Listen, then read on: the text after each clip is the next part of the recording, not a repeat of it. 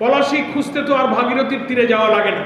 আমরা খুব বিস্মিত হলাম, আধিপত্যবাদ বিরোধী ইসলামী জনতার ভোট ব্যাংককে কাজে লাগিয়ে যারা বাংলাদেশি জাতীয়তাবাদের কথা বলেন, ক্ষমতাসীন সরকার বিএনপি যারা পার্লামেন্টে সংখ্যাগরিষ্ঠ আসন নিয়ে নেতৃত্ব দিচ্ছেন, চলতি অধিবেশনে বিএনপির একজন এমপি দাঁড়িয়ে বলেছেন, আমরা 47কে বিশ্বাস করি না, 47কে স্বীকার করি না।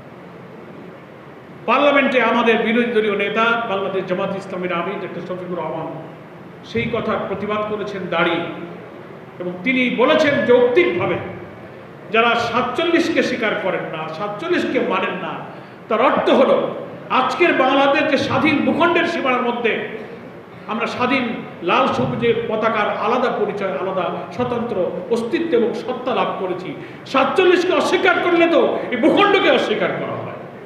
ব্রিটিশ বিরোধী আন্দোলনে যদি সেদিন আমরা 47-এর আলাদা ভূখণ্ড না পেতাম, তো সেই ভূখণ্ডের উপরেই তো 71-এর স্বাধীনতা সংগ্রামের মধ্য দিয়ে আমাদের প্রিয় জন্মভূমি বাংলাদেশের লাল সবুজের পতাকার নতুন পরিচয় আমরা পেয়েছি।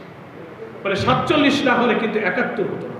আমাদের সেই অখণ্ড ভারতে চরম নিপীড়ন এবং বৈষম্যের মধ্য দিয়ে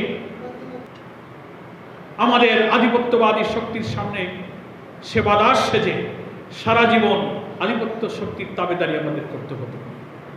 সেজন্য আমি শুরুতেই বলছিলাম যে পলাশী মানেই ভাগীরথী তীরের পলাশী নয়, আমাদের পদ্মা মেঘনা যমুনার তীরেও কিন্তু একটা রাজনৈতিক পলাশীর অস্তিত্ব আমরা দেখতে পাচ্ছি, যারা 47কে মানে না, যারা বলে 47-এর সীমানাটা ভুল হয়েছে, এটা রাবার দিয়ে তুলে দাও, তার অর্থ হলো এটাকে আবার একটি আধিপত্য শক্তির দাসপথের মধ্যে প্রবেশ করা।